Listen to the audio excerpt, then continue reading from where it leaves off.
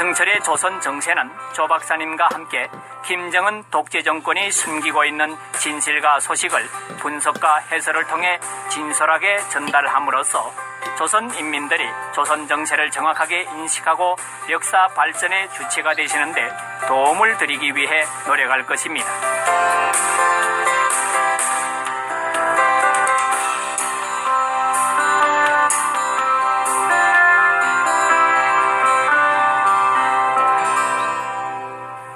박사님 안녕하십니까? 예, 안녕하십니까? 네, 김승철의 조선정세 오늘로 2016년 마지막 회를 하게 됐습니다.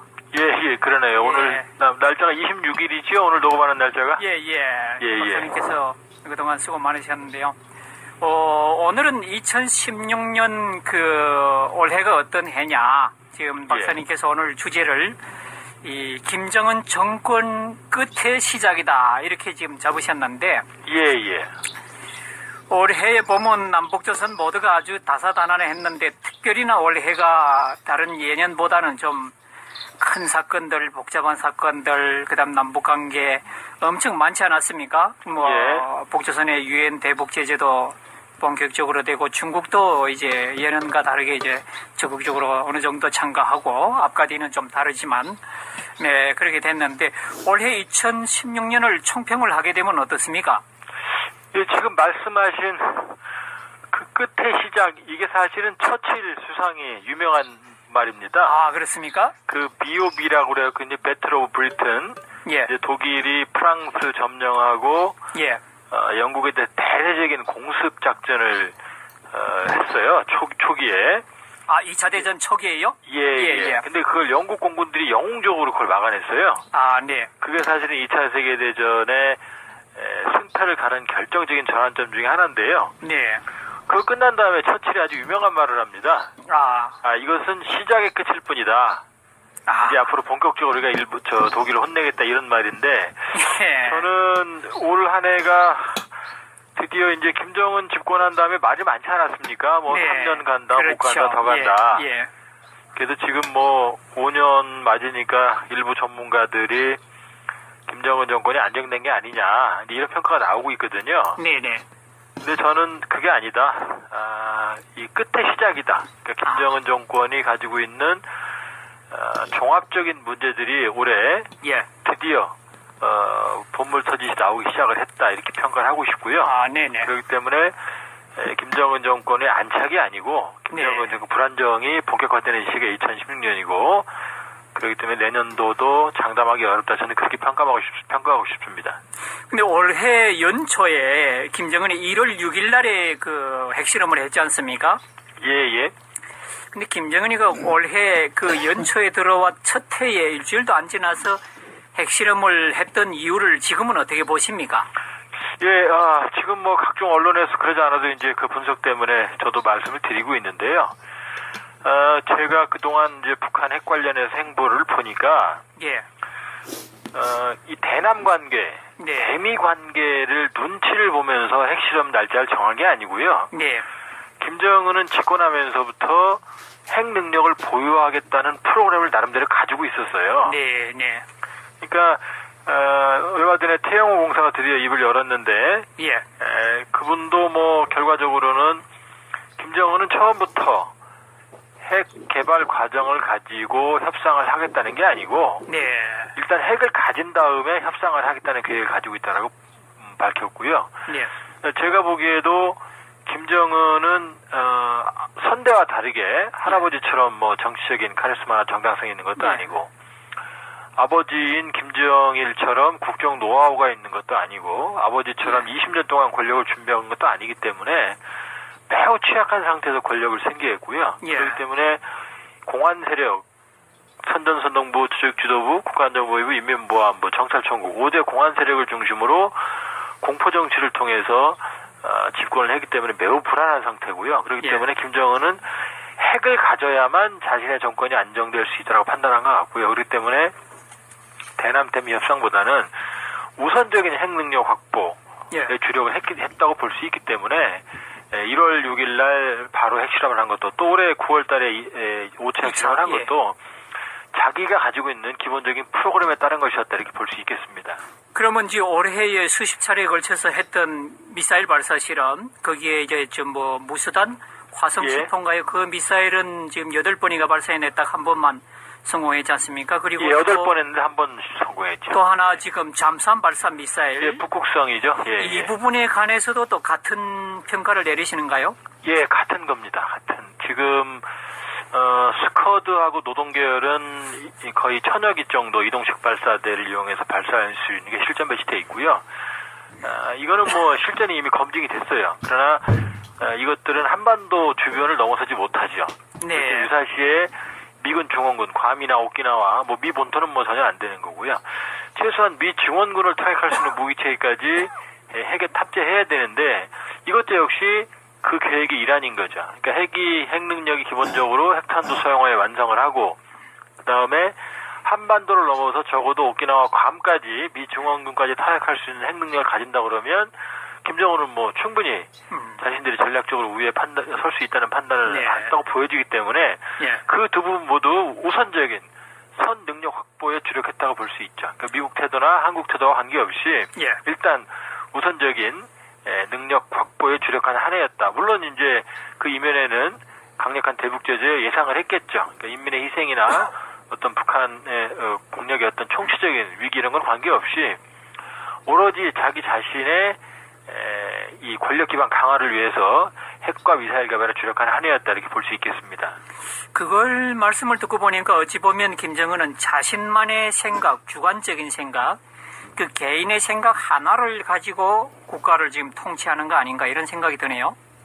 지금 그런 거죠. 그렇기 때문에 이 지금까지 봤을 때 올해 이제 이건 아직 보도가 안 됐습니다만은 저희가 전반적으로 보면 아마 이 방송을 듣는 뭐 북조선 인민들은 아시겠죠. 올해 김정은 정권의 지지도 우리도 뭐 여러 가지 방식을 통해서 측정을 해보거든요. 간접적으로. 네네.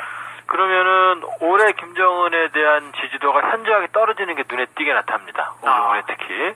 그렇다고 보면 드디어 김정은이 약속했던 물론 김정은이 약속했던 강성대국은 안 왔죠. 안 왔고 김정은이라는 젊은 지도자가 가지고 있던 뭐라고 그럴까요? 새로운 변화에 대한 어떤 조선 인민들의 기대감 이것도 이제 모두 물거품으로 돌아가고 드디어 김정은이 어떤 사람인지 김정은 정권이 어떤 체제인지 여기에 대해서 인민과 북한 지도부 엘리트들이 군관 장령들이 확인하는 올해가 되겠다. 오로지 자신의 권력 기반 강화에만 주력을 하는 인물이라는 게 확인된 올해 한 해라고 볼 수 있죠. 아까 말씀을 듣고 보니까 김정은의 아버지 김정일은 핵무기 개발을 어떤 협상 수단으로 삼았다면 또 권력 유지의 수단으로 삼았다면 김정은은 지금 그 핵무기 자체를 무기화해서 이 자체를 어떤 권력 유지의 수단, 협상의 수단으로 지금 사용할 거다 이렇게 지금 말씀을 하셨는데 이런 부분들을 놓고 봤을 때 아버지 김정일과 지금 현재 그 아들 김정은의 차이는 어떻게 보십니까? 글쎄 저도 여러 번 얘기를 했습니다만은 그러니까 도덕적인 판단, 그 사람이 얼마나 훌륭하고 착한 사람이냐 이건 좀 빼고요. 그냥 지도자의 지도력만 본다 그러면은 김정일은 나름대로 탁월한 면이 있어요. 일단은 김일성 사망 이후에 사회주의 전반적으로 모두 해치되고 북러 관계, 북조선 러시아 관계가 나빠지고 또 북중 관계도 예전 같지 않고 총체적으로 북한이 위기에 처한 상황이 바로 고난의 행군기 아니겠습니까? 그러니까 북한 정권 최대 위기를 일단 넘겼고요. 나름대로. 그렇죠. 그리고 자기가 수명을 다할 때까지 집권을 했거든요. 그렇게 본다 그러면은 김정일의 경우에는 일부 외부 평가도 그렇습니다만은 상당히 교활하고 능란한 그 정치력과 협상력을 가지고 있었어요. 그러니까 이 대외 관계, 대남 관계에서도 이 들어가고 나갈 때를 정확히 판단할 줄 알았거든요. 말하자면 권력을 다룰 줄 안다 이렇게 볼 수 있겠네요. 그다음에 측근도 칠 때와 오르만들 때, 특히 선물 정치할 때와 또 가혹한 처벌할 때를 다 들고 날 때 알았는데 김정은의 경우에는 그런 게 전혀 없어요. 그러니까 오로지 채찍만 가지고 이 6월 공포 정치를 통해서 자신의 권위를 강조하는 점에서는 사실 엄밀히 보면은 아주 위험한 지도자고요. 그렇기 때문에 겉으로 보기에는 지도부를 장악하는 것 같지만 네. 내적으로는 아주 균열되어 있는 그런 아주 위험한 상황이라고 볼 수 있죠. 그렇다면 그 올해의 큰 북한의 그 사건들, 뭐 행사 이런 걸 봤을 때 이제 70일 전투하고 그 이후에 벌어진 200일 전투, 예. 뭐 얼마 전에 끝났습니다만, 그리고 그 사이에 있었던 당제 7차 대회 이런 예. 거는 지금 어떤 목적에서 했다고 보십니까? 그 또 예, 결과는 그 어떻게 있었던 것 보시는지? 같고요. 예. 올 7차 당대회는 엄밀히 말씀드리면은 두 가지입니다. 하나는 경제핵 병진 노선에서 선핵 보유, 핵 보유국을 우선 지향을 하고 이후에 협상을 하겠다는 것을 대내외에 공표한 거죠. 예. 당대회에도 그렇게 말하지 않았습니까? 네네. 북한이 핵 보유국이고 이제 책임 있는 행동을 하겠다. 그 얘기는 예. 핵무력을 완성을 한 핵 보유국 상태에서 협상을 하겠다라는 의도를 대내외에 과시한 거고요. 예. 또 하나는 이 집권 5년에 들어서면서 명실상부한, 그러니까 국무위원회부터 그 후속 조치로 김정은이 노동당 위원장으로 추대하지 않았습니까? 예, 그렇죠. 그러니까 모든 부자 제1자의 직함을 떼고 김정은 시대를 개막하는, 다시 말해서 김정은 시대의 개막과 아울러서 핵 보유국이라고 하는 김정은 시대의 최대의 어떤 성과를 내세우는 어떤 그런 상징적인 계기인 거고요. 이걸 위한 준비가 70일 전투라고 할 수 있죠. 70일 전투고 거기에 이어진 200일 전투는 뭐 뚜렷한 성과라기보다는 이 김정은 시대의 이 출범 이후에 북한의 사회적인 통제나 분위기를 다 잡는 그런 어떤 후속 조치라고 볼 수 있어요. 그러니까 70일 전투는 세대 상대 성공을 위한 어떤 사전 준비라고 그런다고 그러면 김정은 정권 출범 이후에 북한 사회 전반을 뭐 뚜렷한 어떤 성과라기보다는 전반을 장악하기 위한 그런 과정이라는 200일 전투라고 볼 수 있죠. 어찌 보면 통제력을 높이기 위한. 그렇죠. 예. 근데 이제 박사님께서는 이제 두 가지 말씀을 하셨는데, 처음에는 그 올해가 이제 김정은 정권 끝의 시작이다. 근데 이제 예. 말씀에서는 7차 대회를 통해서 김정은 시대를 완벽하게 지금 만들어냈다. 이렇게 지금 말씀을 하셨는데. 예. 참 2016년은 참 아이러니하네요. 예, 그래서 그건 이제 김정은의 계획이고요. 예. 올해 결과를 말씀드리면 네. 두 가지 상황을 주목해 볼 필요가 있다라는 거. 하나는 뭐냐면은 태영호 공사, 영국 주재 태영호 공사의 망명이 하나의 중요한 사건이고요. 또 하나는 함경북도 수해입니다. 북한의 대재앙, 노동신문 그들의 표현에 의하면은 첫 번째 태영호 공사의 망명을 먼저 말씀을 드리면, 태영호 공사가 이번 19일날, 23일날 두 번 우리 한국 남조선의 국회 정보위원회에 나와서 증언을 했어요. 네네. 뭐 공개는 아마 뭐 비공개지만 어쨌든 내용은 다 나왔습니다. 지금까지 왔던 북한 외교관 또는 군 또는 보위부 이런 권력기관에 있다 온 사람들은 다들 그 은밀하게 와서 숨어 지내고 뭐 조용하게 지내고 나서는 걸 극히 꺼렸는데, 대응호공사는 뭐 개방도 원래 올 때부터 개방이 됐지만 지금의 자세를 보면, 그 말하는 태도나 이런 걸 보면 과거에 다른 그 북한 뭐 간부들하고는 또 좀 다릅니다. 예, 어떻게 그렇죠. 보시면, 예. 일단의 그 공개 행보가 상당히 빠르고요, 예상보다요. 네네. 지금 얘기가 굉장히 중요한 얘기들이 많아요. 뭐냐면은 나는 죄를 짓고 뭐 돈을 횡령하고 온 사람이 아니다. 네. 김정은 공포 정치의 염증을 느꼈다. 자식들에게 노예 생활을 더 이상 물려주고 싶지 않아서 왔다. 예. 북한의 미래는 암울하다. 그 다음에 김정은만 제거하면 북한 체제는 붕괴되는 상황일 정도로 김정은의 독재 체제가 심하다.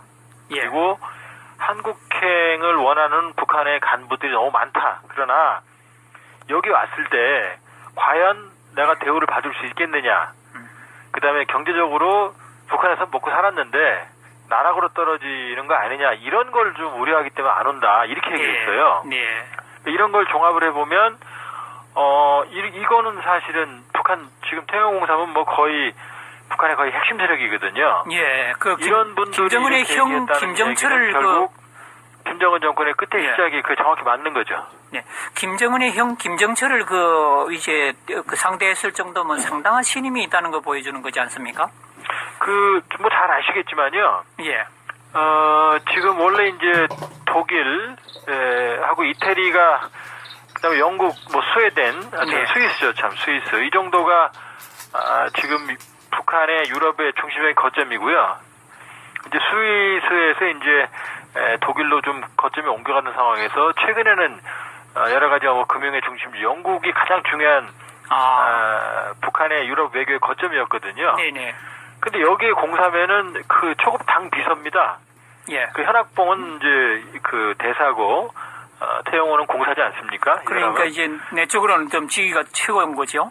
그렇죠. 그러니까 오히려 공사가 더 힘이 더 센 정도로 네. 정치적인 힘이 센 정도로 그렇게 우리가 파악되기 때문에 태영호 공사는 사실은 지금 굉장히 많은 얘기들을 지금 하고 있는데요. 김정은 체제의 거의 핵심들이 알고 있는 내용들을 상당 부분 파악하고 있는 인물입니다. 근데 그런 인물이 상당히 오랜 기간 동안 준비해서 한국행을 결심했다. 그리고 이분이 하시는 말씀이 비겁하게 숨어있지 않겠다고 말했어요. 예, 그건 참 새로운 어떤 지금 간부들의 한국으로 오는 간부에서 새로운 유형을 지금 시작하는 거 아닌가 싶습니다. 예, 이거는 사실 뭐냐면은 김정은 정권의 물론 이제 통일을 위해 애쓰겠다 이렇게 얘기했지만 예. 그 내용은 김정은 정권의 폭정을 정식시키는데 몸으로 나서겠다 이렇게 얘기해서 겁내지 않겠다고 그렇죠. 얘기한 겁니다. 그렇기 때문에 이 이야기는 아마 이 방송이 언제 북조선의 인민들 또 군관 장령들에게 들을지 모르겠지만 네. 태영호 공사 다시 말씀드리지만 북한에서 보장된 어느 간부 장령보다 보장된 지위를 버리고 그렇죠. 지금 남조선을 택했고 또 그 이유가 일신의 영달이 아니고 이 조선반도의 해방 통일의 그날을 위해서 노력을 하겠다라고 이렇게 말씀을 하시는 거 보고 상당히 좀 감명을 받았습니다. 그러면은 지금 북조선에 계시는 군관 장령 간부께서도 귀담아 들어야 될 그런 내용이라고 보여집니다. 참 태영호 공사의 어떤 새로운 형태의 이 탈북자 간부 출신 탈북자의 이것이 아마 말씀하신 오늘의 주제 김정은 정권 끝의 시작을 더 확실하게 만드는 거 아닌가 싶은데 이런 상황에서 김정은이 이번에 초급당 위원장 대회를 열었다 그러지 않습니까? 예.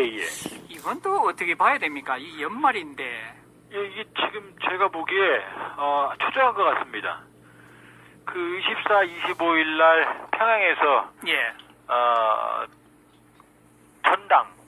전당 초급당 위원장 대회를 열었고요. 전당은 이제 전국 노동당이죠. 예, 그렇죠. 예, 그래서 북한은 이제 30명 이상 단위의 이제 초급당 위원회가 설치가 되고 그런데 이 전국 대회가 처음이에요.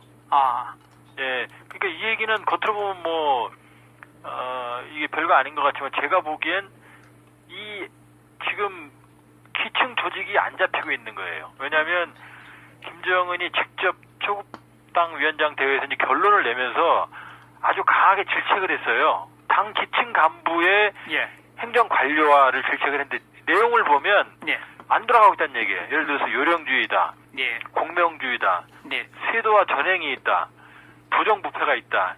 이것이 혁명을 망쳐먹고 있다. 이렇게 얘기하고 있거든요. 이 얘기는 뭐냐면 뒤집어서 얘기하면은 지금 기층 간부들이 하나도 안 돌아간다는 거죠. 어찌 보면 숙청을 하겠다는 그런 거겠죠, 지금? 예, 지금 우려가 됩니다. 이거는 지금까지는 주로 당 엘리트들 핵심 현영철, 류영호, 전정갑 이런 사람들, 김철 이런 사람들을 숙청을 했는데 장성택부터. 네, 그렇죠. 그다음에 이제 일반 인민들을 공개 처형을 하는 그러니까 중간 간부들은 사실은 이제 안전지대였거든요, 어느 정도. 네. 근데 지금 초급당 위원장이면은 사실 이제 중간 간부 기층 조직이거든요, 당의 핵심. 근데 이 사람들에 대해서 지금 이 어떤 이런 문제를 없애는 것을 주 타격 방향으로 설정을 했다. 1대 사상 공세를 펼치겠다 예고를 했거든요. 그리고 나서 세도와 관료주의, 부정부패를 근원적으로 없애기 위한 전당적인 대책을 김정은이 강조했거든요. 그래서 지금 좀 걱정이 됩니다. 이거는 전 사회적인 피해 속청을 예고하는 게 아닌가 2017년. 그런 점에서 이 이야기는 두 가지죠. 하나는 기층 당 조직이 전혀 안 돌아간다는 점, 위기죠. 그렇기 때문에 김정은이 무리한 또 유혈, 어떤 숙청을 하지 않는가 이런 점에서 봤을 때는 좀 상당히 우려고요. 결국 오늘 제목인 것처럼 그것은 김정은의 끝의 시작이 될 거다 이런 게 제 판단입니다. 마지막으로 2017년 전망을 지금 어떻게 보십니까? 예, 역시 2017년 김정은이 핵을 보유하고 협상을 하겠다는 건 뭐 한국 정부나 미국 정부가 받을 수 없는 거고요. 그렇기 때문에 대북 제재 압박은 더 심해질 거다. 예. 그다음에 김정은은 내적으로 이 공안 세력을 통한 공포 정치와 유혈 숙청 과정을 지속을 할 거다. 이 두 가지를 본다 그러면 올해가 끝의 시작이라고 그러면은 내년은 김정은 정권의 불안이 더욱 가속화하는 매우 불안정한 시기가 될 것이고 예. 여기에 즉흥적인 김정은의 판단이 스스로 무덤을 파는 어떤 그런 화를 재촉하는 그런 행보들이 이어질 거다라는 게 우려 섞인 제 전망입니다. 네, 오늘 좋은 말씀 감사합니다. 수고하셨습니다. 예, 고맙습니다. 예. 지금까지 통일연구원의 조한